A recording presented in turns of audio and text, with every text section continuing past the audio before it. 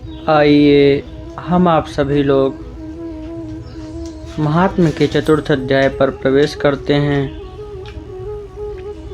अथ वैष्णवचित्तेषु दृष्ट्वा भक्तिमलौकिकीं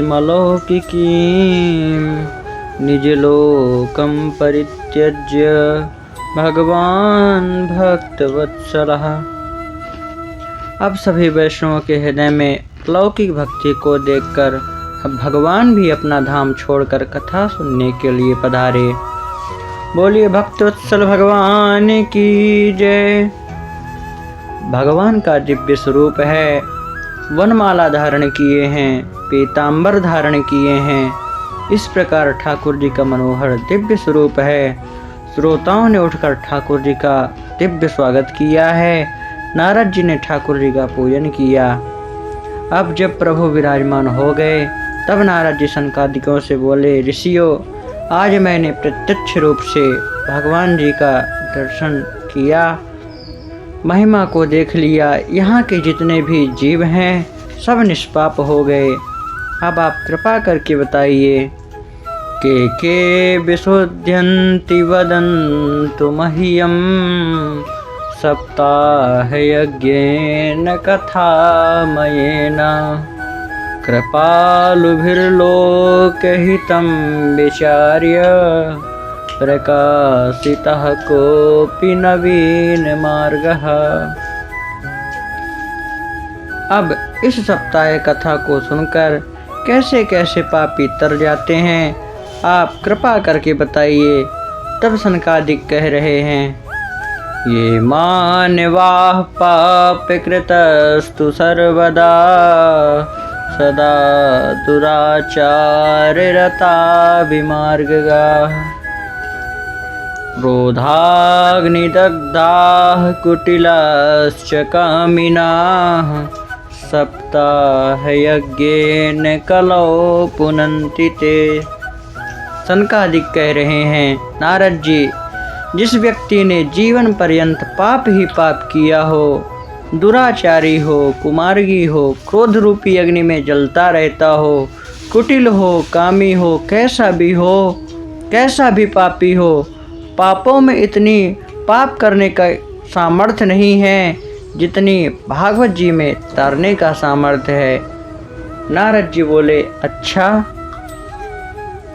भागवत जी की ऐसी महिमा, क्या आपके पास ऐसा कोई दृष्टांत है कि जिसने जीवन पर्यंत पाप ही पाप किया हो और कथा सुनकर मुक्त हो गया हो, अथवा पाप करके मरने के बाद प्रेत बनकर कथा सुनी हो और मुक्ति हो गया हो?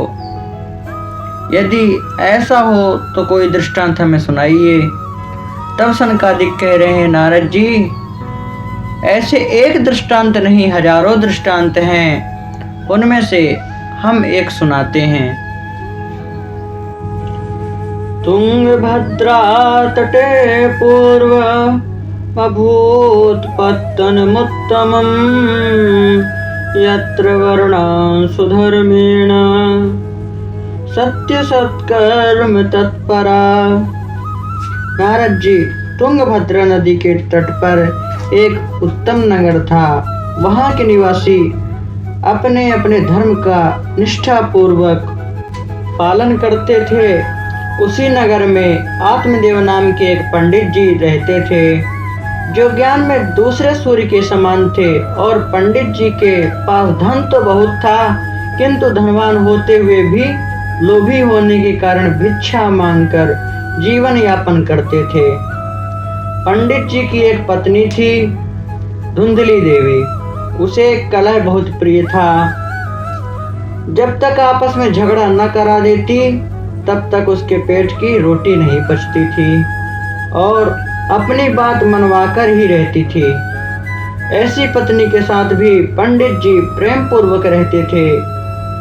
पंडित जी के पास एक संपन्नता होते हुए भी इनके कोई संतान नहीं थी, न तो पुत्र न ही पुत्री। इन्होंने पुत्र प्राप्ति के लिए बड़े उपाय किए, बड़े अनुष्ठान किए, आधे से ज्यादा अपना धन खर्च कर दिए, किंतु इनको कोई संतान नहीं हुई। तब एक दिन पंडित जी बहुत दुखी होकर आत्महत्या करने की इच्छा से वन चले गए और वन में एक सरोवर में जल पीकर उसी के किनारे बैठकर रोने लग गए। उसी समय वहां से एक महात्मा जी निकले तो पंडित जी को रोता हुआ देखकर सोचे कि हो सकता है भगवान को प्राप्त करने के लिए रो रहे हो। तब महात्मा जी पंडित जी से पूछा, कथम रोदिसि विप्रत्वं काते चिंता बलीयसी वदत्वं सत्वरं मह्यं स्वस्य दुःखस्य कारणम। महात्मा जी ने कहा, पंडित जी आप क्यों रो रहे हैं? ऐसी कौन सी चिंता में डूबे हुए हैं? अपने दुख का कारण शीघ्र ही बताइए। तब पंडित जी ने कहा, महात्मा जी क्या बताऊं, अपने सब किए हुए कर्मों का भोग रहा हूं। मेरी कोई संतान नहीं। अब मैं अपने पूर्वजों को जल देता हूं तो मेरी अंजलि का जल उनके आंसुओं से गर्म हो जाता है। वो ये सोचते रोते हैं कि इसके बाद हमें कौन जल देगा। मैंने घर में गाय पाल रखी है, वो बंध्या हो गई है। जो वृक्ष लगाता हूँ वो सूख जाता है, जो फल लाता हूँ वो शीघ्र ही नष्ट हो जाता है। धिग्जीवितं प्रजाहीनं धिग्रहं च प्रजां विना धिग्धनं चानपत्यस्य धिक्कुलं संततिं विना। धिक्कार है ऐसे जीवन को जिसके पुत्र नहीं है। ऐसे घर को कुल को धिक्कार है जहाँ बच्चों की किलकारियाँ नहीं हैं। ऐसे धन का भी धिक्कार है जिसे कोई भोगने वाला नहीं है। इसलिए महात्मा जी मैंने यह विचार किया है कि इससे तो मर जाना अच्छा है। तब महात्मा जी पंडित जी से बोलते हैं, मुंचा ज्ञानम प्रजारूपम बलिष्ठा कर्मणो गति विवेकम तो समासाद्य त्यज संसारे वासनम। महात्मा जी कह रहे हैं, पंडित जी यह जो आपका पुत्र रूपी अज्ञान है इसे छोड़ दीजिए, क्योंकि कर्मों की गति बड़ी बलवान है और जो भगवान ने आपको विवेक दिया है उस विवेक का आश्रय लीजिए। देखिए पंडित जी, आज तक पुत्र से किसी को सुख नहीं मिला है। देखिए राजा सगर के 60,000 पुत्र थे, उन्हें भी रोना पड़ा। राजा अंग के एक पुत्र था, बेन उन्हें भी रोना पड़ा। राजा चित्रकेतु को भी पुत्र के कारण ही रोना पड़ा। इसलिए पंडित जी पुत्र की आशा छोड़ दीजिए और सामान्य संन्यास लेकर भजन में लग जाइए। और पंडित जी मैंने तो आपकी भाग्य रेखा देख ली है, एक जन्म तो छोड़ दीजिए। शृणु विप्रमया तेद्य प्रारब्धं तु विलोकितं सप्तजन्मवधि तव पुत्रो नैव च। पंडित जी आपके भाग्य में तो 7 जन्मों तक कोई पुत्र नहीं है। अब पंडित जी सोचे, मैं तो 1 जन्म के लिए रो रहा था, ये तो 7 जन्म तक बताकर मेरा दुख और बढ़ा दिए।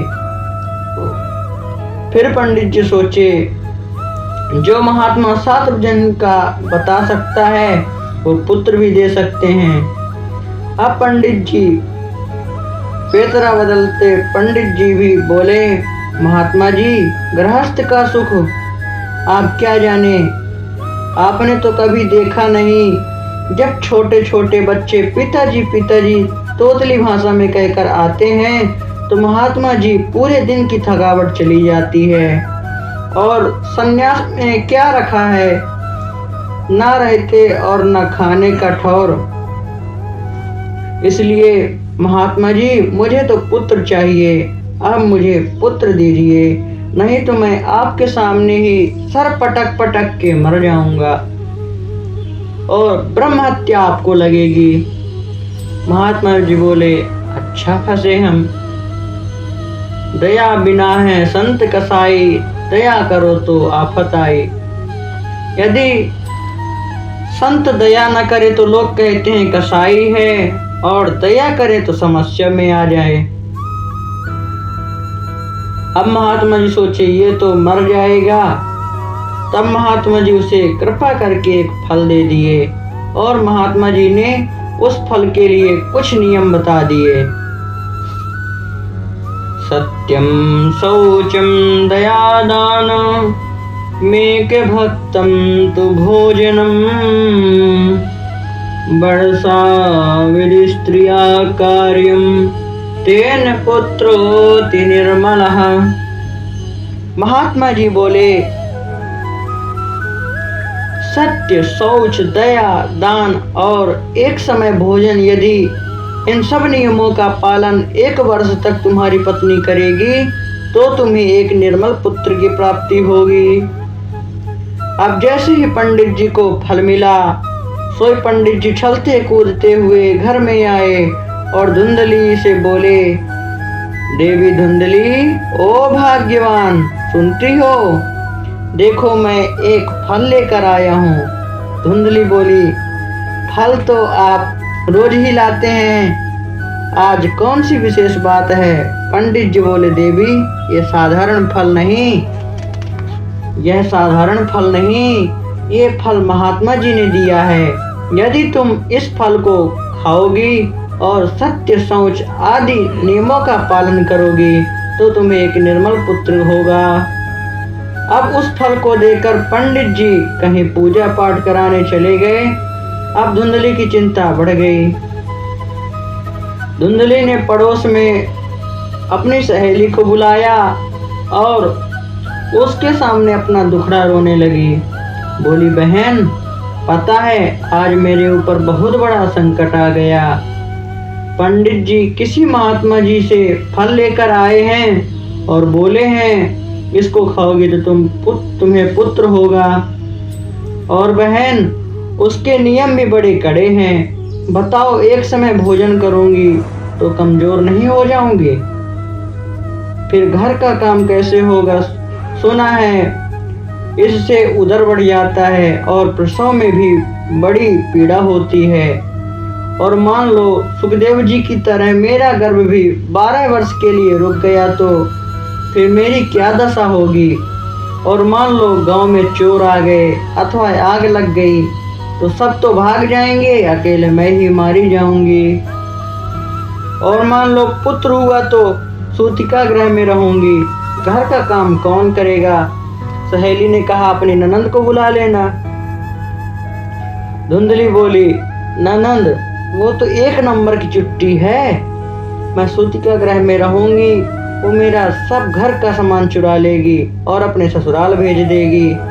इसलिए बहन, मैंने तो यही समझा है, लालने पालने दुखम प्रसूतायाश्च वर्तते, वंध्या वा विधवा नारी सुखिनी चेति में मति। बहन, मैंने तो यही समझा है कि लालन पालन में भी बड़ा दुख होता है, इसलिए जो स्त्री वंध्या है अथवा विधवा है वही सुखी है। ऐसा कहकर उसने फल नहीं खाया। अब 1-2 दिन बाद उसकी बहन आ गई, वो भी इसी के जैसी थी। राम मिलाई जोड़ी, एक अंधा एक कोड़ी। वो भी इसी के तरह थी। जब उसने धुंधली से पूछा, बहन क्या बात है, बड़ी उदास दिख रही हो? तो धुंधली बोली, बहन क्या बताऊं, तुम्हारे जीजा जी को किसी बाबा जी ने फल दे दिया है और उसके ऐसे नियम हैं, अब तुम ही बताओ मैं क्या करूं? तो धुंधली की बहन ने कहा, बस इतनी सी बात, इसका तो मैं चुटकियों में समाधान कर दूंगी। देखो, तुम्हारे पास धन बहुत है और खाने वाला कोई नहीं है, और मेरे घर में खाने वाले बैठे हैं किंतु धन नहीं है। इसलिए एक काम करो, तुम कुछ महीने बाद मेरे एक पुत्र होगा तो उसे तुम ले लेना, और मुंह बंद करने के लिए मेरे पति को कुछ धन दे देना। रही बात फल की, तो फल गाय को खिला दो, परीक्षा भी हो जाएगी, और 1 वर्ष तक पेट में कपड़े बांधकर गर्भिणी का अभिनय करती रहो। अब धुंधली ने अपनी बहन से सौदा कर लिया और पेट में कपड़े बांधकर रहने लग गई। अब जब बहन के संतान हुई तो उसे चुपचाप रात्रि में मंगवा लिया और इधर पंडित जी से कह दिया कि पुत्र हुआ है। तो पंडित जी उछलने लग गए, पुत्र प्राप्ति का बड़ा उत्सव कराए। अब कुछ समय के बाद धुंधली बोली कि मेरे दूध नहीं है, स्तन्यम नास्ति कुचे ममा। मेरी बहन के एक बच्चा हुआ था, वो मर गया है, इसलिए आप कहें तो मेरी बहन दूध पिला जाया करेगी। अब पंडित जी ने ये भी स्वीकार कर लिया। अब जब नामकरण की बारी आई तो ब्राह्मण लोग बालक का नाम पंडित जी के नाम के आधार पर रख रहे थे।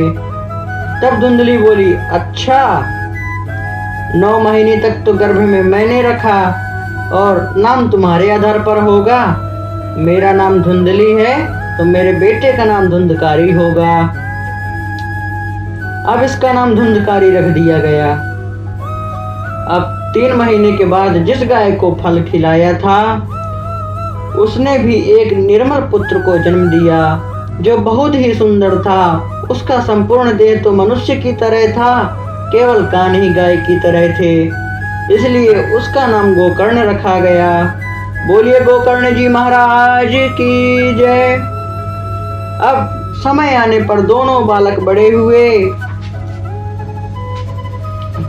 कालेन तो जातो तरुणो तनया बुभो गोकर्णा पंडितो ज्ञानी धुंधकारी महाखलः।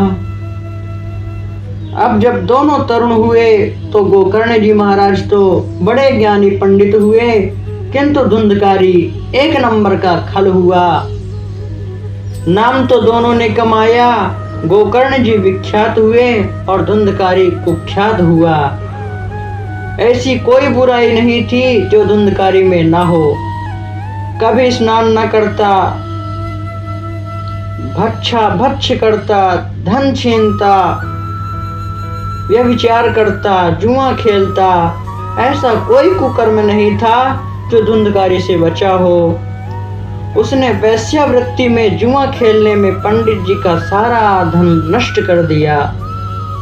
अब एक दिन पंडित जी से बोला कि जितना भी धन छिपा कर रखे हो सब निकाल दो, नहीं तो मैं अभी तुम्हारे डंडे से पैर तोड़ दूंगा।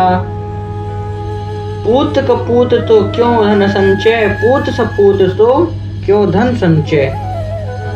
अगर बेटा कुपुत्र है तो उसके लिए धन संचय क्यों किया जाए, वो तो उसे गलत कामों में ही उड़ा देगा। और अगर पूत सपूत है तो भी धन क्यों संचय किया जाए, वो तो स्वयं अपनी काबिलियत से आपसे अधिक कमा सकेगा। यदि पुत्रः कुपुत्रः स्यात् व्यर्थो हि धन संचयः, यदि पुत्रः सुपुत्रः स्यात् व्यर्थो हि धन संचयः। यदि पुत्र कुपुत्र हो तो धन संचय व्यर्थ, और पुत्र सुपुत्र हो तो भी धन संचय व्यर्थ है। अब पंडित जी जैसे तैसे धुंधकारी को समझाए कि बेटा तुमने तो सब धन बर्बाद कर ही दिया है, अब कहाँ से लाऊं। तब वो घर के बर्तन ही लेकर चला गया और बाजार में बेच दिया। अब इधर पंडित जी पुत्र के व्यवहार से दुखी होकर सिसक कर रो रहे थे। अब उनकी रोने की आवाज सुनकर गोकर्ण जी आए और बोले, पिताजी क्या बात है, आप क्यों रो रहे हैं। तब पंडित जी बोले, बेटा क्या बताऊं, तुम्हारे भाई ने दुखी कर दिया है। जब पुत्र नहीं था तब भी पुत्र के लिए रो रहा था, अब पुत्र है तो पुत्र के व्यवहार से दुखी होकर रो रहा हूँ। इसलिए कहते हैं मूर्ख पुत्र जन्म लेते ही मर जाए तो अच्छा है। मूर्खश्चिरायुजातोपि तस्मात् जाता मृतो वरः मृतः सा चाल्प दुःखाय यावज्जीवं जटो दधेत्। मूर्ख पुत्र का चिरायु होने से मर जाना अच्छा है, क्योंकि ऐसे पुत्र के मरने पर एक ही बार दुख होता है, जिंदा रहने पर वह जीवन भर जलता रहता है। तब गोकर्ण जी बोले, पिताजी, असारः खलु संसारो दुःख रूपी विमोहकः सुता कस्य धनं कस्य स्नेहवान चलते निशम। गोकर्ण जी कह रहे हैं, पिताजी, यह संसार असार है, दुख का आलय है, दुखालयम अस्वास्वतम। पिताजी, यहाँ न कोई किसी का पुत्र है ना ही धन है। जो मोह में फंसे हुए हैं वही हमेशा आग की तरह जलते रहते हैं। न चेन्द्रस्य सुखम किंचिन सुखम चक्रवर्तिनः सुखमास्ति विरक्तस्य मुनिरेकांत जीविनः। पिताजी, ना तो इंद्र को सुख है ना ही चक्रवर्ती राजा को सुख है। जो महात्मा ईमानदारी से भजन में लगे रहते हैं केवल वही सुखी हैं। कोई तन दुखी, कोई मन दुखी, कोई धन बिनु रहते उदास, थोड़े थोड़े सब दुखी, सुखी राम के दास। दीने कहे धनवाने सुखी, धनवाने कहे सुख राजा को भारी। इंद्र कहे चतुरानन को सुख, ब्रह्मा कहे सुख विष्णु को भारी। तुलसीदास विचारे कहे हरि भजन बिना सब जीव दुखारी। राजा कहे महाराजा सुखी, महाराजा कहे सुख इंद्र को भारी। इसलिए पिताजी, संसार में कोई सुखी नहीं है, इसलिए आप पुत्र का मोह छोड़ दीजिए और जो भगवान ने आपको विवेक दिया है उसका आश्रय लीजिए और वन में जाकर भजन कीजिए, नहीं तो ज्ञानी होकर भी आपको नरक में जाना पड़ेगा। देहे स्थिमांसि रुधिरे भिमतिं त्यजत्वं जाया सुतादिषु सदा ममतां विमुञ्च। पश्यानिशं जगदिदं क्षणभङ्गनिष्ठं वैराग्यरागरसिको भवभक्तिनिष्ठ। पिताजी, यह देह अस्थि मांस रुधिर का पिंड है, प्रतिक्षण क्षीयमाणे शरीरे। क्षिति जल पावक गगन समीरा, पंच रचित यह अधम शरीरा। इसलिए पिताजी, जो जो आपका पत्नी और पुत्र के प्रति ममता है उसे त्याग दीजिए, इस संसार को क्षणभंगुर समझिए और वैराग्य राग के रसिक होकर भगवान का भजन कीजिए। तब पंडित जी ने कहा, बेटा, कह तो ठीक रहे हो, किंतु जो मैंने तुम्हारी माँ के साथ अग्नि को साक्षी मानकर 7 फेरे लिए हैं उसे कैसे छोड़ दूं? ये भी तो मेरा धर्म ही है। तब गोकर्ण जी महाराज कह रहे हैं, धर्मं भजस्व सततं त्यज लोके धर्मान् सेवस्व साधु पुरुषान् जहि काम तृष्णाम्। अन्यस्य दोष गुण चिंतन मासु मुक्त्वा सेवा कथा रसमहो नितराम पिबत्वम। गोकर्ण जी कह रहे हैं, पिताजी, आप सामान्य धर्म को छोड़कर परम धर्म का आश्रय लीजिए भगवान श्री कृष्ण गीता में कहते हैं, सर्वधर्मा परित्यज्य मामेकं शरणं व्रजा अहं त्वा सर्व पापेभ्यो मोक्षयिष्यामि मा शुचः। गोकर्ण जी कह रहे हैं, पिताजी काम तृष्णाओं का त्याग करके संतों का संग कीजिए और न तो किसी में गुण देखिए ना किसी में दोष देखिए, क्योंकि गुण देखेंगे तो उसमें आसक्ति हो जाएगी और दोष देखेंगे तो उसमें द्वेष हो जाएगा, इससे घृणा हो जाएगी। और पिताजी निरंतर संतों का आश्रय लेकर भगवान की कथा सुनिए। अब जब गोकर्ण जी पंडित जी को समझाए तब पंडित जी को बोध हो गया और पंडित जी 60 वर्ष की अवस्था में घर को छोड़कर वृंदावन आ गए और वृंदावन की सेवा करते हुए भगवान की सेवा करते हुए भगवान जी के दशम स्कंद भागवत जी के दशम स्कंद का पाठ करते हुए अपना कल्याण कर लिए। बोलिए भक्तवत्सल भगवान की जय। अब इधर एक दिन धुंधकारी अपनी माता से बोला, ये बुढ़िया जितना धन छिपा के रखी है निकाल दे, नहीं मैं तुझे जलती हुई लकड़ी से मारूंगा। अब जैसे तैसे धुंधली उसे समझाकर पिंड छुड़ाई और रात्रि के समय कुएं में कूदकर आत्महत्या कर ली। अब माता की मृत्यु होने के बाद गोकर्ण जी महाराज बिना दुख सुख के तीर्थ यात्रा करने चले गए। अब इधर धुंधकारी परम स्वतंत्र हो गया, परम स्वतंत्र सिर पर न कोई। अब ये घर में 5-5 बाजारू स्त्रियों को ले आया, उन्हीं के साथ रहने लगा। वैश्या निर्धन पुरुष को प्रजा पराजित राय, तजय पखेरु निफल तरु अतिथि खाए चली जाए।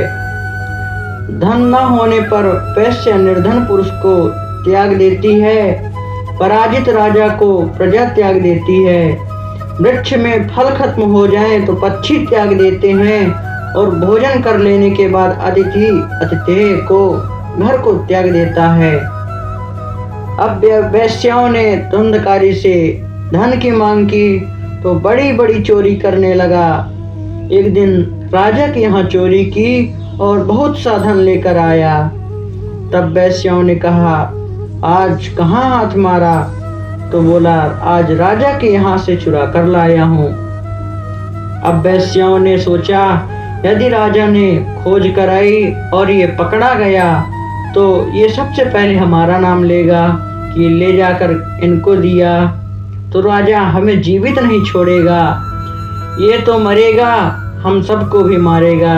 इसलिए जो काम राजा को करना है हम ही कर देते हैं। और उन्होंने रात्रि में मदिरा पिलाकर सुला दिया और रात्रि में उसे चारपाई में रस्सी से बांध दिया और उसे गला दबाकर मारने लग गईं। अब इससे भी नहीं मरा तो उसके मुंह में जलते हुए अंगारे को ठूंस दिए। तप्तांगार समूहांश्च तन्मुखे हि विचिक्षिपुः अग्निज्वालाति दुःखेन व्याकुलो निधनं गतः। अब आग की ज्वाला से पीड़ित होकर वो मृत्यु को प्राप्त हो गया और उसे उन वैश्यों ने वहीं जमीन पर खोद कर गाड़ दिया। अब जब मोहल्ले वालों ने पूछा कि भाई साहब नहीं दिख रहे हैं, तब उन वैश्यों ने कहा कि 1 वर्ष के लिए कमाने चले गए हैं। और वो वैश्याएं 2-4 दिन वहां रुकी, फिर सब सामान बांध कर 9-11 हो गईं। इसलिए महापुरुष कहते हैं कि दुष्ट स्त्रियों का कभी भी विश्वास नहीं करना चाहिए। स्त्रीणां तु नैव विश्वासं दुष्टानां कारयेत् बुधा विश्वासे यः स्थितो मूढ़ा स दुःखैः परिभूयते। जो ऐसी स्त्रियों का विश्वास करता है उसे दुख उठाना पड़ता है। अब जो धुंधकारी था वो प्रेत हो गया और जब मोहल्ले वालों को परेशान करने लग गया तब मोहल्ले वालों ने तीर्थ यात्रा के क्रम में गोकर्ण जी को बताया। तब गोकर्ण जी महाराज गया जी जाकर तीनों का श्राद्ध किए और घर आकर देखा कि सकृन्मे सकृदस्ति सकृच्छः महिषो भवत् सकृदिन्द्रः सकृच्चाग्निः पुनश्च पुरुषो भवत्। धुंधकारी कभी भेड़ बनकर आ जाता, कभी भैंस बनकर आ जाता, कभी इंद्र, कभी अग्नि, फिर पुरुष बन जाता। इस तरह अनेक रूप धारण करके आता। तब गोकर्ण जी समझ गए कि निश्चित ही यह कोई भटका हुआ जीव है। तब गोकर्ण जी ने कहा, तुम कौन हो? तो उसने कोई उत्तर नहीं दिया। तब गोकर्ण जी जल को अभिमंत्रित करके उसके ऊपर छिड़के तो वह बोलने लग गया और उसमें बोलने की सामर्थ्य आई। अहम भ्राता तुदीयोऽस्मि धुंधकारीति नामतः स्वकीये नैव दोषेण ब्रह्मत्वं नाशितं मया। उस प्रेत ने कहा, भैया मैं आपका भाई धुंधकारी हूँ। अपने नीच कर्मों के कारण मैंने अपना ब्रह्मत्व नष्ट कर लिया है और उन वैश्यों ने मुझे ऐसे ऐसे मार डाला और अकाल मृत्यु होने के कारण मैं भयंकर प्रेत बना हूँ।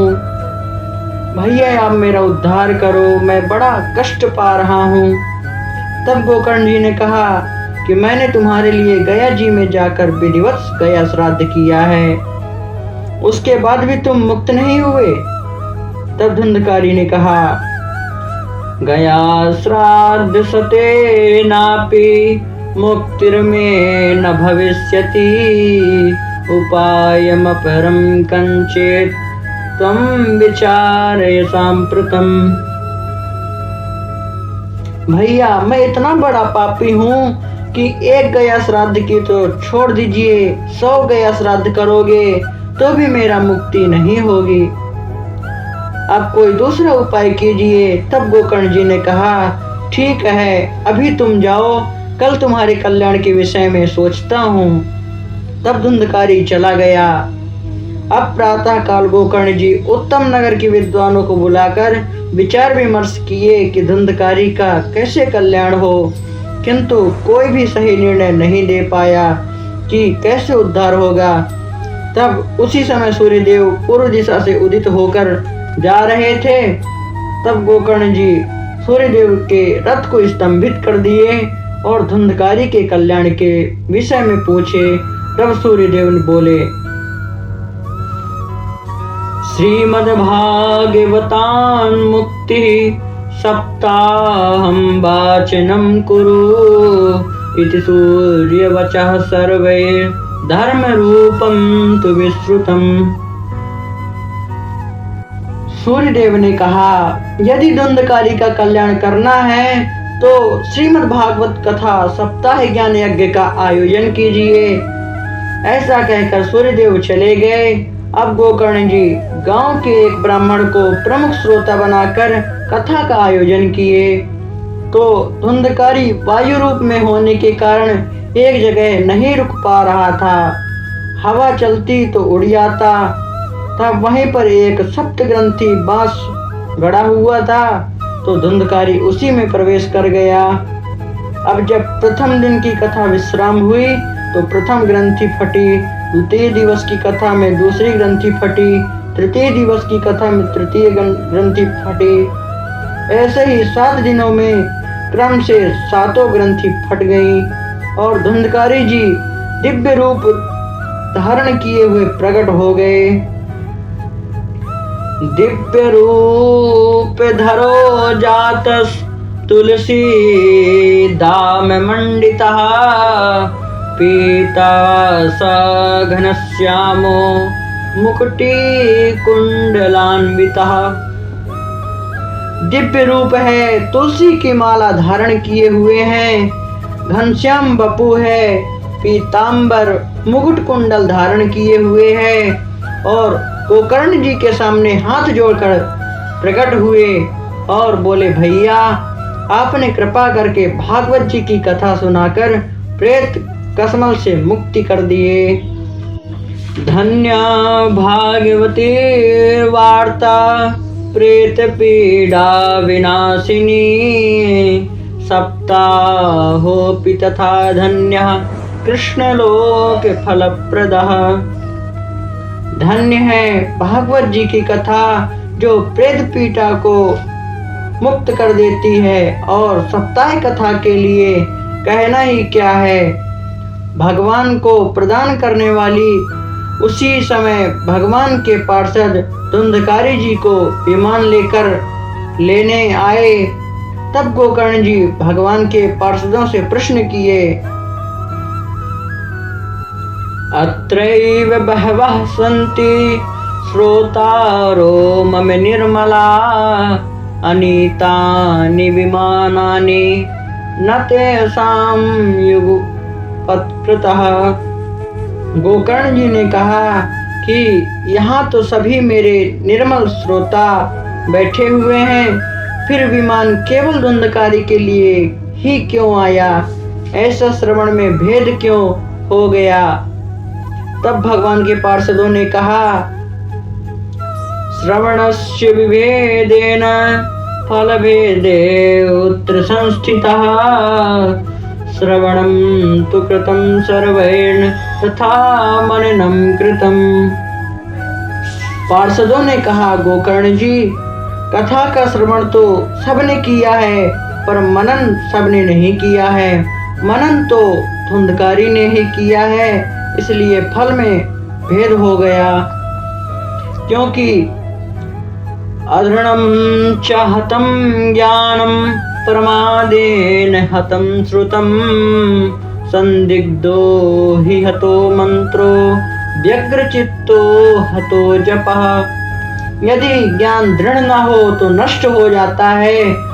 दृढ़ कैसे? जो आपने पढ़ा आप खुद संतुष्टि न हो, किसी ने कुछ कहा आपने मान लिया, ऐसी विद्या टिकती नहीं है। प्रमाद पूर्वक सुनी हुई विद्या नष्ट हो जाती है। प्रमाद कैसे? जैसे हम कुछ बता रहे हैं और आप ध्यान न दो, मोबाइल चलाओ या इत्यादि काम करो, तो ऐसी विद्या नष्ट हो जाती है। यदि मंत्र में संदेह हो तो उसका लाभ प्राप्त नहीं होता है। संदेह कैसे? जैसे आप कर तो रहे हैं, आपको विश्वास न हो तो कि काम होगा या नहीं होगा, या फल मिलेगा या नहीं। संदेह होने से फल नहीं मिलता है। और व्यग्र चित्त से किया हुआ जप नष्ट हो जाता है। व्यग्र चित्त मतलब मोबाइल चल रहा है, जप हो रहा है और हाथ रोक दिए, बात ही करने लग गए, मन नहीं लग रहा। और एकाग्र चित्त होकर जप करना चाहिए। लोग मन लगाकर कथा नहीं सुनते। इसलिए गोकर्ण जी, यदि आप अपने श्रोताओं का कल्याण करना चाहते हैं तो पुनः भगवान भागवत जी का आयोजन कीजिए। और भगवान के पार्षदों धुंधकारी जी को लेकर चले गए। अब गोकर्ण जी महाराज ने श्रावण शुक्ल नवमी से पूर्णमासी पर्यंत भागवत जी की पुनः कथा सुनाए।